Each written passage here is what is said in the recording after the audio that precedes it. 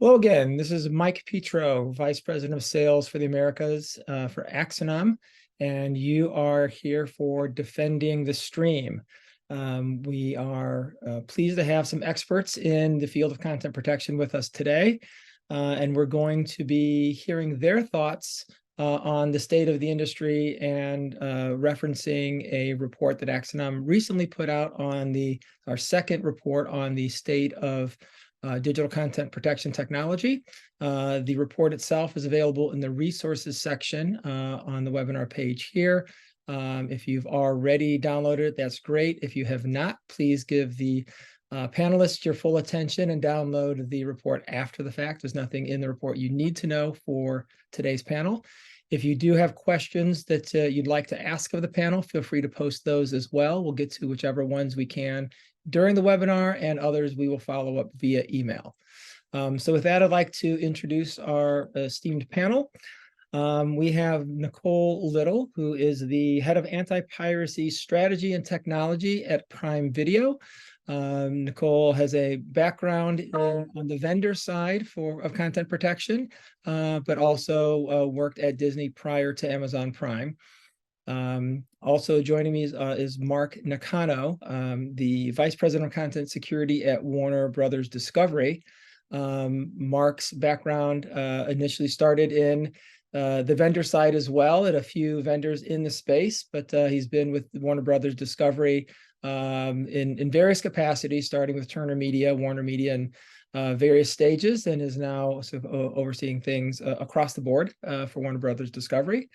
And we also have, unfortunately, by audio only due to some technical problems today, but we're happy to have him here by voice, Oliver Pribramsky, the head of rights management at the Deutsche Football League, DFL.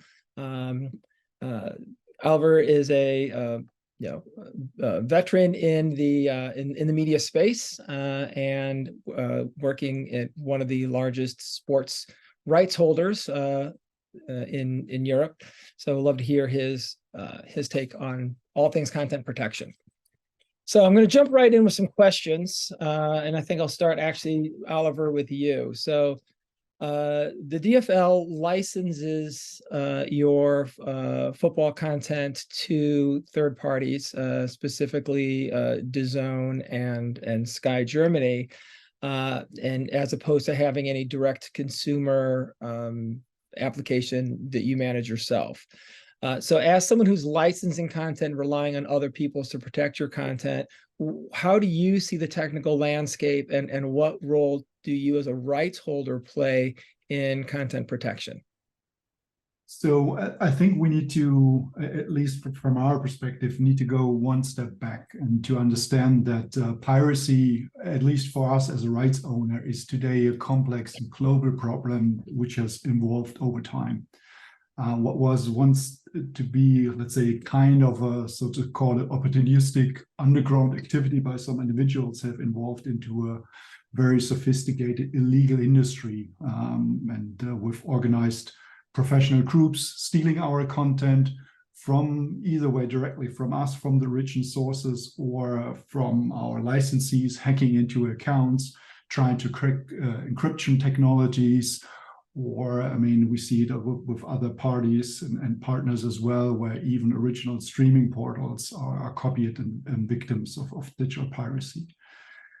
So, and in addition to that, I mean, especially in our case, it is important to realize that time is of the essence for us. I mean, illegal TV content or sports content is consumed by large audiences in a very short time. In our case, 90 minutes for a football match, and the damage which has been occurred, I mean, cannot longer be repaired. I mean, once it has happened, it's gone essentially, so to speak. And this possesses some particular challenges for us as a rights holder. So, and we distinguish essentially between three distribution methods of piracy. One is on the social media aspect. So everything which is uploaded or copied or filmed or created on content on social media without let's say, the legal background behind that. And then on the other hand, we have what we call web live streaming. And here we see mainly illegal offerings financed through advertising and malware distribution, partly hidden behind complex advertising networks and structures. And finally, the most professional type, which we call illegal IPTV offers, with thousands of TV channels and video on demand blockbuster content bundled sometimes into these packages. And they pretend to be legal offerings and offered via subscription fees.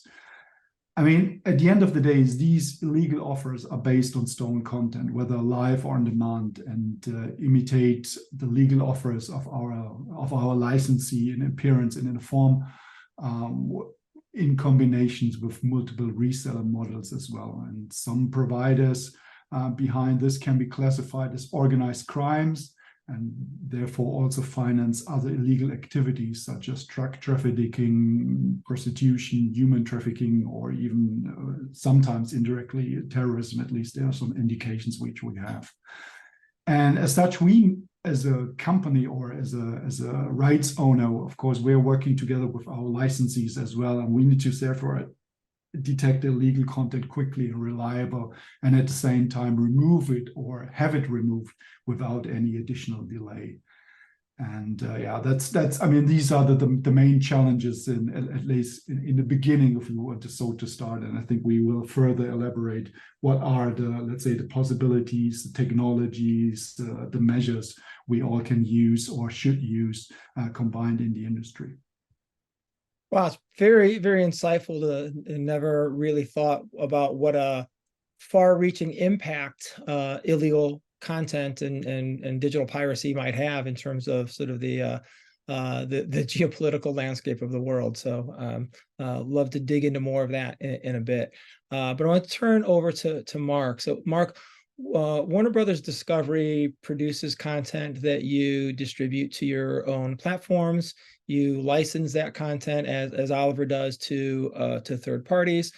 You also acquire content from other producers that you share with your audience. So looking at those three different areas, how does the landscape of piracy and content protection technology differ, and where are the intersections if you look at those three distinct buckets?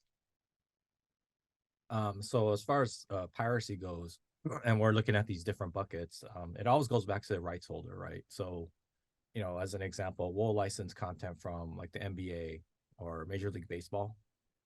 And in those cases, they're the rights holder. So on our platform, on Max, yes, we, you know, try to monitor for piracy and everything, but we're not really responsible for taking those streams down, because that's the responsibility of the rights holder, right? So when in the case where we are the rights holder, then we do that. So regardless of what platform it's on, whether it's on Max or we license content to like a DirecTV or a Comcast, we will be the ones that will enforce, you know, our intellectual property. So, you know, when we're licensing content, though, that's something that we have to take into consideration. And in that situation, we actually can enforce. But in other situations, you know, we just act like a pipe, just like every other affiliate, right? So that's kind of the way it works. So if it is our intellectual property, and if it's on our platform, or even if it's not on our platform, we will definitely enforce that that intellectual property right on ours. Got it. So Nicole, Amazon produces content, acquires content. You're not distributing your own content off platform yet, but I suppose as the Amazon Originals catalog builds at some point, maybe you'll look for additional revenue streams off platform. But interesting that Mark said is that with the acquired content, the licensed content, it's sort of not always their problem. You've got some very high profile sports content, Thursday Night Football coming to mind specifically. You know, to what extent do you see that as your problem? How closely do you work with the NFL or the other sports leagues that you acquire content for in terms of what actions you take when piracy is detected? So I know I can't specifically speak for other content distributors, just because Amazon is a vastly different kind of platform when it comes to this space. But we, I think it's probably pretty common across any of the licensee spaces. We always try and do as much as we can to prevent piracy where we can, even if it's just monitoring and notification to our licensing partners. We also work with any of the international partners that we have where we may not have exclusivity or authorization in whatever kind of geographic market there is, to make sure that we all have kind of the same view of not only what the priorities are for protecting content, but also kind of coordinating our efforts so that we're not all trying to take down the same links. We're all not focusing on one area. And it kind of builds a really good relationship with not just our peers in the industry, but it also shows that we value not only the customer experience, but also kind of customer trust and our partnership trust very highly, because we want to make sure that even if it's not our content that we have put money into developing, it has the same value and it has the same importance as something that we would have created on our own. Excellent. Mark, I want to take this over to you.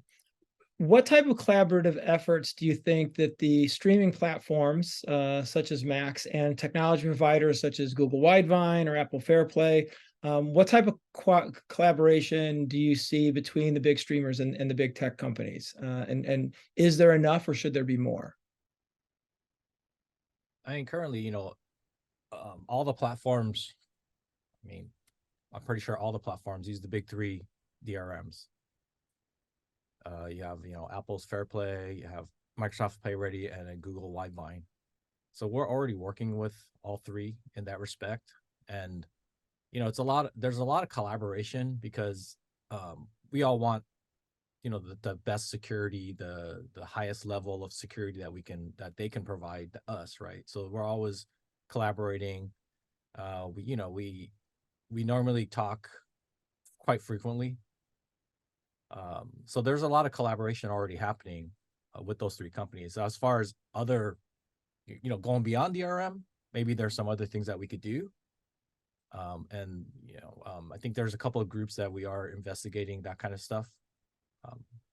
But for the most part, we are collaborating. Excellent. Oliver, there's an increased appetite for sports content, given that sports is one of the few areas that is appointment viewing. Maybe people tune into the nightly news still at certain hours, but the news cycles being 24/7. The only real appointment viewing these days seems to be sports. How are you seeing the appetite for your sports rights? And right now you have two primary distribution partners. Do you have additional rights that you're holding back that haven't been resolved? And as you're evaluating partners from a content protection standpoint, how much does that play into your decision to do a licensing deal versus the revenue or the audience reach or the other factors that would come into play? To be honest, for us, at least from the licensees and from the partners we are working together as of today, and not only here in the domestic market. You mentioned, for example, Sky and DAZN as one of the key players here in our domestic market. We are also sold in all the other, let's say, countries as well. Right now, I think it's over 200 countries where we are distributing and selling our rights as well, for over 70 media companies.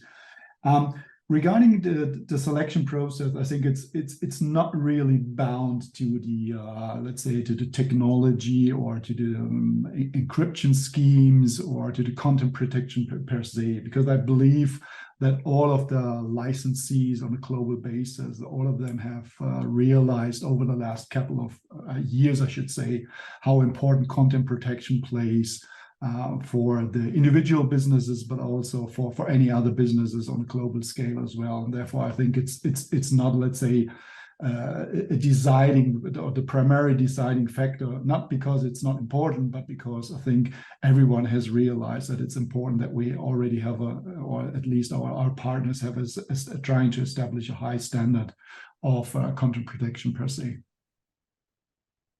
Got it. Shifting gears a little bit, Nicole, there's a shift to AVOD or hybrid models with subscription and ad supported to give varying price points to audiences who want to get content. Obviously, if content is subscription only and people can't afford it, they want it, they're going to try to find a way to get it by offering a lower priced ad supported or even free ad supported tier. The casual pirates maybe go away, but how has this shift affected your stance on content protection, and does it affect your budgets and what money's available for you to sort of chase down the pirates? So I really don't think that we've seen too much of a shift with the introduction of AVOD and fast channels becoming more popular. Obviously, ad support still shows up as a complaint point or a pain point that people see online. But when we look at general behavior and have done consumer studies, most people say that they would prefer not to use an unknown source for a lot of these content offerings because they don't know what's going to be on there. So there's less trust on the platform. They don't know whether or not they're inadvertently downloading something from a streaming site, or even if it's something that's on like a third-party device, like an add-on or kind of media player fully loaded setup. Even then, because they're unfamiliar with the setup and they're unfamiliar with the actual application, they're concerned both about introducing that into their home, but also when they have family or children around, they don't know kind of whether or not there's moderation in place that they would feel comfortable with. So kind of that aside, we haven't really seen a spike in piracy. It's pretty consistent in the space. And so we've kept most of our focus in the budgetary and kind of involvement wise, we've been in the same space and kind of prepare the same way. So we try and keep ourselves up to date on any new forms of distribution or any new areas of kind of social collaboration where, while it's meant to be used for the best purposes, it's always going to have kind of a secondary platform use for getting things in and getting things to people that maybe you typically wouldn't see on just the open internet through a standard search. So we just try and make sure that we're looking in the right places and addressing the problem rather than acting punitively against the customers, because most of the time we find that not that the customers are actively trying to circumvent or undercut the companies that create the content or provide the content. It typically comes out that there's availability issues, there are concerns around censorship, things like that. So people are seeking the content and would prefer to have it through a legitimate access point, but they may not have that. So that actually gives us an opportunity to kind of reframe and see, can we address these users in a new way and potentially bring them into strategy or future business planning as we expand into new territories and explore new business models and new kind of pricing variation models. Great. Mark, when I throw a technology question at you, you mentioned the sort of the big three, Google Widevine, Apple FairPlay, Microsoft PlayReady. That's just the split of technologies in digital rights management. There's a sort of a fragmented ecosystem of operating systems, devices, et cetera, and the matrix for support can get quite complex. How are you and your colleagues at Warner Brothers Discovery addressing that fragmented landscape? It's a good question. I think for Max, I mean, obviously it comes down to what devices you support. So you're going to have to look at, what year, what model, whatever of devices to support, because you can't support all of them, right? That's impossible. So that's kind of how we start. We start, doing it as far as this is the lowest level to whatever's current. I mean, like I said, it's very fragmented, so you can't just be any Android device, go ahead and put it on, right? So I think that's kind of how we're addressing it, that way.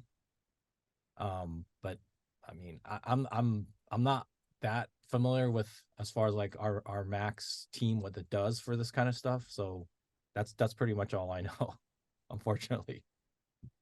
Okay. Nicole, we'll go back to you at Amazon in terms of this fragmented landscape, since you're directly responsible and control that ecosystem, or Amazon controls the ecosystem. What are the challenges, and what are the kind of the strategies that you're taking in this ecosystem? Do you keep a high bar in terms of supported devices? Do you try to go as broad as possible? You've obviously gone fairly broad with over 200 million subscribers, but there's still more out there. So what are your strategies there? So it's it's kind of multifaceted, as I think most things in this space will be. We do keep a very high bar for the devices that we support and the devices that we deliver to. But at the same time, we also regularly evaluate which devices and which kind of device lines that we're partnering with and that we deliver to ensure that we're not overextending and leaving a large legacy base that maybe is not using a lot of the newer updates, or it's not even really being used by many users or many customers. And so we want to make sure that we have our entire customer base well supported and taken care of there. Excuse me, when it comes to kind of driving forward any of our engagement in the space, we want to make sure that our customers understand and our vendors and partners understand that we want to maintain a high level of security and quality, as well as the best customer experience that we can provide. So sometimes we have to have either a tiered approach or kind of I can't think of the word right now. It's essentially kind of a trickle in of, as we introduce new updates, we give everybody time to not only recognize the updates, hopefully check for any potential issues or bugs, and then we have kind of a slow rollout when we introduce new things like that. But when it comes to the DRM in general, because that space is kind of standardized, it does make it a little easier for us to maintain a high level and a high expectation of both performance and security. So when anything new comes out or any new impacts to the DRM or user device space happens, we just try and make sure that we're in alignment with both our kind of product owners, but also our partners, so that as we go forward, we have kind of a coordinated approach to things, and we're not either overreaching with too much security that takes away from the consumer experience, or under providing something that would potentially put somebody at risk of data loss or things like that, or introduce new opportunities for people to interact with the content in a way that we did not intend. Got it. Oliver, with your distribution beyond your domestic distribution with Sky Germany and DAZN, as you mentioned, you're in over 200 countries. Our industry report showed a wide-ranging perception geographically on the perceived threat of piracy. And I guess in looking at these illegal services that are out there, is there a geographic difference? I'm not as familiar with them here in the US, and maybe because I'm not looking for pirated content, or maybe because the US has such a robust amount of legal services for me to choose from. Is it a concern based on geography, based on what's available legitimately, and the less that's legitimately available, the more the pirates come in? Or what do you see the geographic differences in terms of the piracy scenario? I think we need to, or maybe need to differentiate between the content. It might be that let's say that for on-demand content, there might be some geographical differences per se in the structure or in the distribution of pirated content, or in the motivation for customers to, or I should not say customers, should just call them users, to consume illegal content. But from our experiences and in the regular exchange with other rights owners and our media partners, at least for live content, we do see similar setups and motivations and distribution methods of illegal content, regardless where it is, regardless of if it's being in Europe, in the US, or Asia, or Pacific region, or whatever. And so I think there's not a big difference, because at the end of the day, I mean, if you're taking a look at the piracy landscape, at the motivation behind these offerings, I mean, these guys, they want to make money at the end of the day, right? And therefore the distribution is basically the same. And I think the differentiation between the motivation of consuming the content is in most cases the same as well.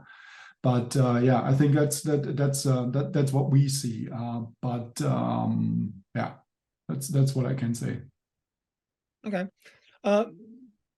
Mark, I want to talk a little bit about VPN. So obviously, great utility in a VPN for protecting one's data online and for privacy issues. But they're also a major source for circumventing geographic restrictions around access to content. And whereas you may have different pricing models or different availability windows for content, obviously, if you own the content, it's different than you've licensed it. You may have licensed it only in certain territories. So you need to make it available sort of, where you can. And a lot of consumers are using VPNs to sort of circumvent that and get access to content they could not get otherwise. What are you doing at Warner Brothers Discovery to sort of balance the kind of the overly restrictive approach of sort of locking everybody down to sort of allowing or detecting when it might be reasonable for someone to actually be using a VPN to access your services? I mean, truthfully, I don't think it's ever reasonable to use a VPN to access your services. So, that's one thing, right? The other thing you have to worry about, besides, like you said, different pricing models and things like that, now that a lot of us are offering sports, is blackouts, right? Because certain sports, obviously, there's blackout rules because of not being sold out or something like that, right? And that's what you really have to worry about, is somebody coming in with a VPN to get around those blackouts. So our stance really is, you shouldn't be using a VPN. So it's kind of, if we detect it, I mean, we'll probably, block it. I don't know if like I said, I don't know if there's ever a good reason to be using a VPN. So that's kind of our stance. Oh yeah, if I'm at an airport lounge and I might not want people sniffing around on what I'm doing and sort of watching some content while I'm there, I might be inclined to use a VPN for services that I've legally subscribed to. But I wouldn't be opposed to something like a two-factor authentication, pinging my phone to, hey, where am I physically? Or, or ping my device, something to sort of show that I'm where I am. Is that the type of technical solution that you could offer to someone who might have a legitimate reason and might be a legitimate subscriber and just feel better about protecting their data with a VPN to sort of still show that, hey, I'm actually not in a blackout zone and I should be able to get this content and here's how I can prove it. Are you employing any of those, or is that something that would interest you? I mean, it's possible to do that. It just, everybody's terms of services are different, right? And when you start getting into GPS, you start getting into personal information data, and that gets kind of tricky. So I'm not saying it's not impossible to do, but I doubt any of the services right now are dealing with that type of information, or even an opt-in. But it's something to think about for the future. Yeah. Nicole, same follow-up question to you in terms of to what extent are you willing to make your users, your subscribers, sort of jump through a few extra hoops in order to sort of prove they are, legitimately accessing your content versus kind of like making it a frictionless user experience? So kind of from my perspective in general, when it comes to VPN usage as well as distribution, not explicitly an Amazon focused perspective or even any of the other studios I've worked with, for me, it's a lot of education that goes into it. So it's still an early space that we're moving into, and we have to work with our customers, but also our internal partners so that everybody understands both the implications and uses of VPN usage and kind of the prevalence that's there. VPNs are everywhere. We're never going to see a complete disuse of VPNs. And there are so many legitimate uses that trying to segregate and bucket out circumvention versus legitimate use is untenable. So typically the way that I try and frame this as we introduce requirements that may be around secondary verification or verification of kind of where people are in space in relation to content they're trying to access, especially live sports. We try and focus more on this is providing security for your account as well as giving you the opportunity to see this content.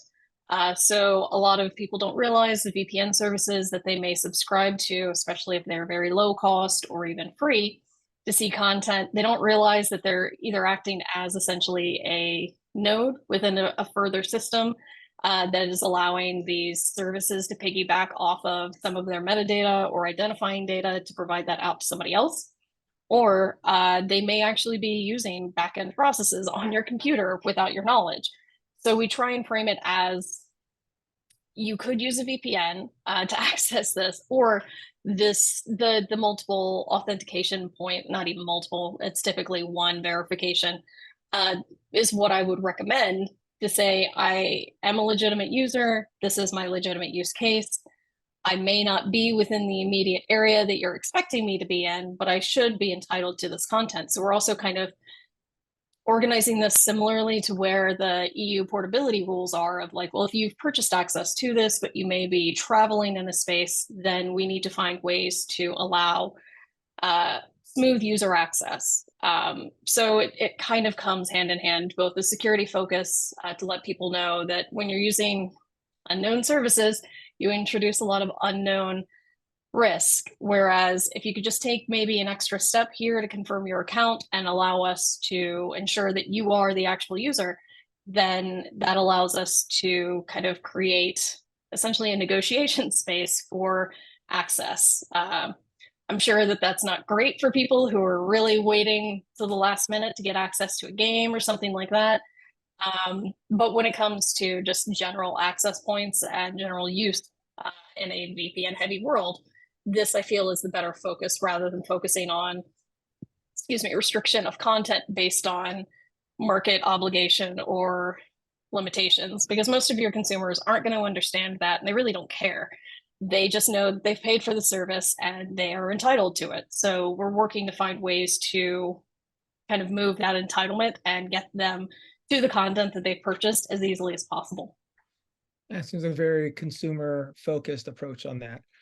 So this wouldn't be a valid 2023 webinar if we didn't touch on the topic of AI somewhere. So now's the time.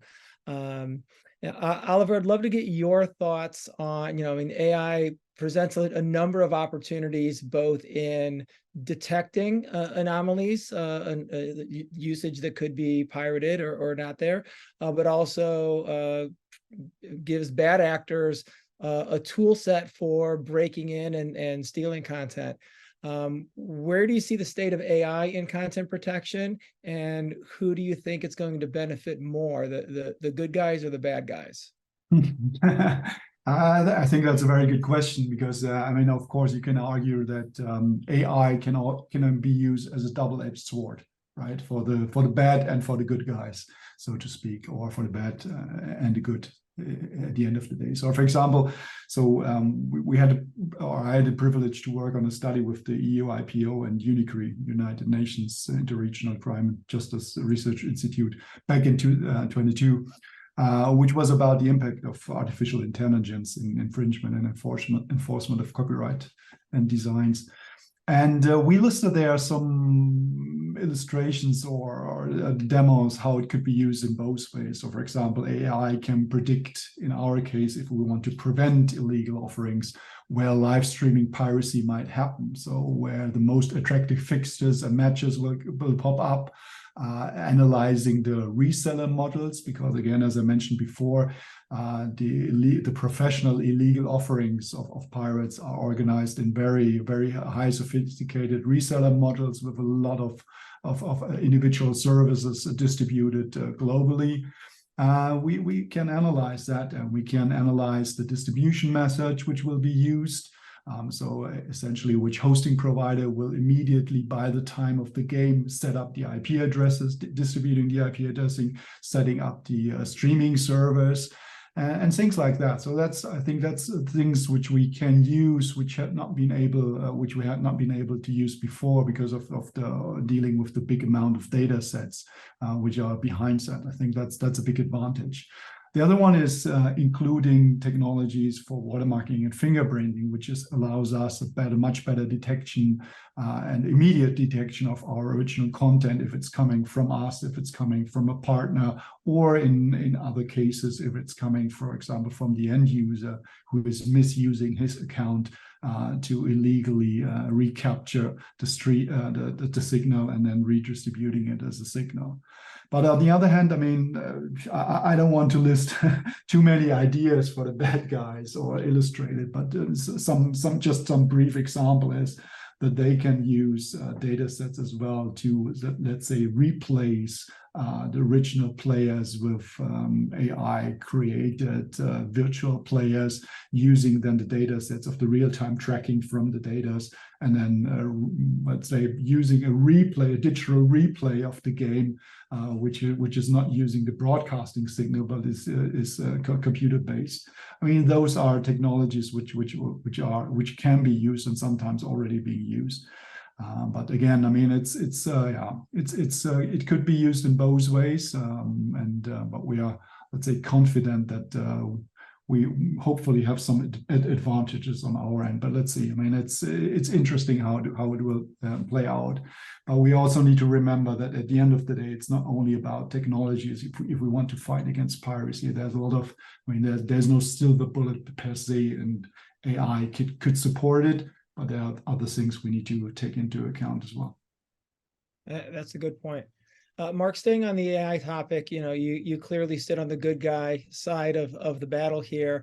So without giving any ideas to those who you're trying to combat, can you talk about any initiatives or any activity that Warner Brothers Discovery's had in leveraging AI for combating piracy or detecting piracy? I mean, there's some analysis that you could have the AI do, right, to help you find, just as an example, just finding out weird activity that's going on your system, right?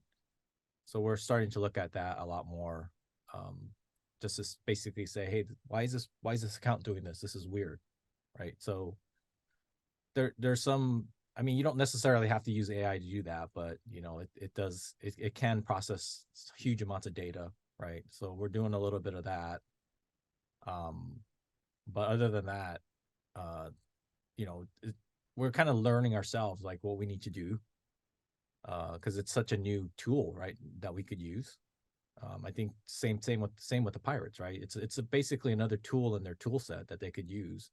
And so I think everybody's kind of learning at the same pace. So once again, it's going to be like that whole cat and mouse game. They do something, we respond, and then they respond to what we responded to, and all of that, right? And it's really, I just kind of view AI as just another tool in the tool chest of both sides, on piracy and on the good guy side. Excellent. Nicole, any AI initiatives within Prime that you care to share? So we don't have anything specific that I can speak to on this topic. One thing that I can always touch on is that we have to, as we kind of explore using AI and machine learning, we have to be very careful of who we bring in and kind of how we frame the problem, because this is a very large, unstructured data source, I guess, when you look at the wider world. And because it is very heavily influenced by human behavior, it does require both a lot of expertise to identify different types of behaviors and categories, but it also requires a lot of close monitoring and regular upkeep to ensure that you're not falling behind as any of the groups that you're intending to identify, or hopefully able to identify and triage, haven't figured out how you're identifying their access. So that's one of the things that we're always looking into as we consider automating processes, but also where this process integrates with potential customer input or customer interaction. We want to make sure that we're not being overly draconian in our enforcements or classifications. So we're not disconnecting legitimate customers, but at the same time, we're not kind of turning a blind eye to misuse or abuse of the service or platform in a way that would negatively impact both the company and the customer. Great, thank you. So in the keeping some time aside for some questions that have been coming in from the audience, I want to get to sort of a closing question, a little bit of fun to have with each of you. Mark, I'm going to start with you. So the question for each of you, and unfair to put you on the spot first, the others have a few seconds to think about this. But what I'd like to know is, if you were given a magic wand and you could apply this in the realm of content protection technology, and create something that doesn't exist, eliminate something that exists now, or improve upon something which is here, how would you use this power that you've just been granted? You know, would you create? Would you take away? Would you improve? What would you do with your magic wand? It's funny. So I'm just thinking more, practically. So what helps us a lot is when we see things out there, it helps if we could trace it back to the source, so we could shut that source down, right? So I would hope that everybody has like session-based watermarking on their every single service, right? So that we could trace it back. And yeah, it doesn't prevent piracy, but what I like to say is it prevents the next piracy, right? So as an example, if we had a big movie Barbie, right? And if Barbie leaked from this theater, and we knew it leaked from a certain theater, and if a sequel to Barbie came out, will we give that movie to that theater? Probably not, right? Because unless they fixed it, obviously, unless they fixed their leak. So for me, that solves a lot of problems, because now I could trace it back to the source. If you have a sports event that's being broadcast, you could now cut it at the source. You don't have to go after all of the individual like leaves, basically, right? You can go to the root and just kill it. So that's kind of what I would like to see. Excellent. Oliver, same question to you. The magic wand's been passed from Mark to your hands. How are you going to use that power? I would use the power in two ways, or in three ways, basically. I know it's a little bit unfair, but I think one point I would like to rephrase is what Nicole said, is about education as well. I think it needs to be clear for the end users what's behind piracy as well. It's because it's not only about just consuming for free or on an easy way content. It's also about, let's say, the ever-increasing number of dangers for the users of the illegal offerings, right? I mean, that they understand what's happening. Because, for example, we have some numbers where in average, within 71 seconds of clicking on a pirate website, you are infected with malware, you're getting your face ransomware demands and all that stuff. Or, if you're using an app outside of one of these app stores, over 50% of these apps are infected and embedded with malware and stuff like that. I think that would be a good start, so that users understand what they're exposing themselves, and also what they are financially supporting at the back end, because again, they are financing organized crime with serious crimes associated with it. And I don't know if that's something you really want to support. I think that's one thing. But I think the other one is it's not really about technology, at least for us. In our case, it's of course technology is foundation, but for us, it's more the biggest challenge is still the inconsistent legislation and the lack of foundations and measures to prosecute and prevent illegal offers. In many areas, let's call it the political decision makers misunderstand the urgency and the necessity of the concrete measures, and sometimes I would say confuse the theft, and that's what we have here. We have theft of content, of theft of IP. They confuse it sometimes to be not with organized crime, but they confuse it with freedom of expression. And I think that's clearly what's not the case. And I think we need to make work together on that one, to educate everyone, that we stand together, and I think the industry is already doing some good initiatives where we are getting our acts together, so to speak, and stand up. Great, thanks. And Nicole, the magic content protection technology wand has been handed to you. How will you wield your power? I think for me, it's really going to be finding a way to provide security on software-based devices in a way that is not so unreliable or inconsistent, either to the user experience or to the operational support side. I think, as we all know, we've had many instances of difficulties both identifying devices accurately within the software space, but also being able to offer the same support that you would see on a hardware-based device. So being able to have an environment where we can securely not only identify the device and tie it back to a user account effectively so that we can build a good idea of who is using the content or viewing the content, but also so that we can ensure that we're using the correct security methods and mechanisms that we need within the space.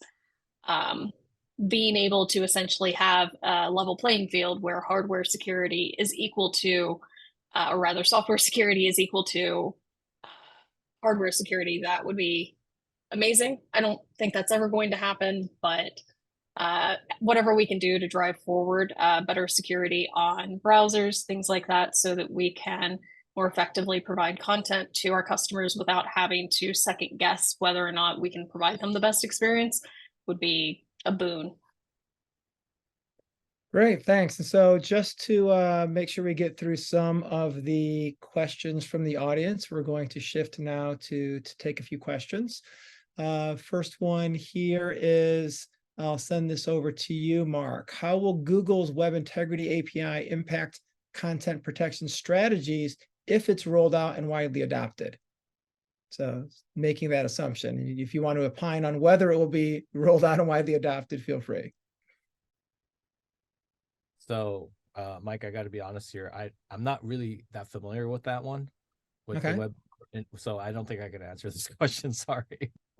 Nicole or Oliver, are either of you familiar with the Web Integrity API? All right, so go ahead. Oh. Lost Nicole's video. Looks like the audience may have There we stumped us on one, so that's one that all of our team look into, and we'll get back to you and maybe educate all of us a little bit on this. Mark, let's try this one. I think you should have familiarity here. So how effective is multi-key DRM, and what complications does it introduce? So, we think it's very effective, multi-key DRM. I think the only complication that it produces is with old devices, being able to support the multiple keys. I think a lot of those old devices now are not around as much anymore, but there still are some old legacy devices that you have to worry about. So that would be the only complication, as far as like switching between the different keys for the different resolutions. But we think it's very, very effective. In fact, that's a best practice of every single DRM vendor out there. If you look at all their best practices, they actually recommend that you use different keys for different resolutions. Got it. Oliver, has a question for you. These illegal platforms that you've mentioned, is it globally distributed problem, or do you think there's a geographic focus? I kind of alluded to this earlier, but I think the audience is looking for some more clarity there. Yes, yeah. So in general, these are global operators. They're distributed on a global basis. So you will find illegal, let's say, bulletproof, what we call bulletproof, for example, hosting providers. So the original source of the live streams, right? You will find them in North America, in South America, in Asia Pacific, and in Europe, all over the place. But of course, the closer they are, for their to their, let's say, to their consumers, the better they can guarantee a delay free and better quality as well. And therefore, I mean, the offerings are as close as possible to the end users, to their customers. And therefore, I mean, you find offerings which are based in Europe, and then of course targeting specifically Europe customers, sometimes with dedicated language offers as well. Where on the other hand, then it's the same vice versa than for the US. Nicole, got one for you, someone who's maybe on their confessional here. Says, I sometimes watch Prime via Discord where it is screen shared. Is this type of casual piracy a concern of yours? And what's being done to stop it, if anything? So I can't speak for Discord, other than they're an unknown entity when it comes to both screen sharing and kind of content consumption. So I would never rely on it as a source because I don't know whether or not the next day I sign in, my account will be there, the solution or service that supports that screen sharing and kind of watch along will be there. But secondarily, like it's not something that I would enforce upon, just because that's not an area that we're focused on maintaining kind of customer trust and kind of bringing people in there. But it's more of a partnership thing. If we find that it's a larger issue within the space, just distribution space, sports space, whatever it is, then that may lead to further attention from larger groups that are looking to have kind of a unilateral approach rather than a direct approach. So that's probably the best answer I can give on that one. Okay, Oliver, I'll throw this one back to you. So just out of curiosity, what was the worst punishment you've witnessed so far for someone pirating content? You mentioned kind of the obscurity of ad networks and multiple layers, whatever. Have there been any high-profile cases of sort of getting to the root bad actors, and if so, what types of punishment have been doled out? Yeah, we are officially not communicating any numbers or talking about cases normally, but let's say we have one of the latest cases is where we have several thousand customers on one of these IPTV services, one of the resellers, which are consuming content. So when we are not talking about, we're talking about significant numbers in each of these IPTV services. Got it. Last one, I'm going to go to you, Mark. So this says, I'm a rather small platform and just starting with DRM protection. Should I expect to have to do all three of the go-to DRMs, meaning Widevine, PlayReady, and FairPlay? And do you have any advice for someone just breaking into this industry? So I think someone, hoping to sort of get to your stature at some point, but an upstart, folks breaking in, what I think you already answered the kind of the must-have of all three, but you have advice, is that really required? And if so, what's your advice for someone starting off? So I think it depends, because you don't necessarily have to have all three. It depends on what your device ecosystem looks like, right? So ideally, what we like is we want you to make sure that if you're gonna have this huge broad range of devices you're gonna support, and there's some Android ones, some like a that's PlayStation, it falls under Android, but there's an Android one. Let's say there's your Xbox, and then you have a bunch of Apple devices. Then you want to use all three, because what we want is, ideally, right, we'd like to have the native DRM for each platform, because that gives you the highest level of security, especially for the content that we have. If you don't have that, then there are things we can do to compensate for that. But that's ideally, that's what you want to do. And as far as starting out, are you talking about starting out a service, or starting out as just somebody that wants to kind of get into content security? I'm not sure what the question was on that side. Yeah, I don't have the background, just someone starting off. So I think your answer of looking at your device ecosystem first and deciding what's necessary in that ecosystem is sound. And for whoever posed the question, if you're interested, I'm happy for you to reach out to me directly, and I can advise you from Axinom's perspective as a DRM vendor. But I want to take this opportunity first and foremost to thank you all for joining, and a big thank you to our panelists, Nicole Little from Prime Video, Mark Nakano from Warner Brothers Discovery, and Oliver Pribramsky from the Deutsche Football League. It's been very insightful having you all on the panel today and hearing your thoughts on the state of content protection. A reminder again to the audience that the Axinom's report on the state of content protection technology is available in the resources section on the page here. And in any questions that were posted that we did not get a chance to cover today, I will circulate with the panelists, and we'll get back together and make certain that we do follow up with each of those questions via email. Thank you all for your time today. Thank you, panelists, and hope everybody has a good morning, evening, or day, depending on where you are in the world. Thank you very much. Take care. Thank you. Thank you.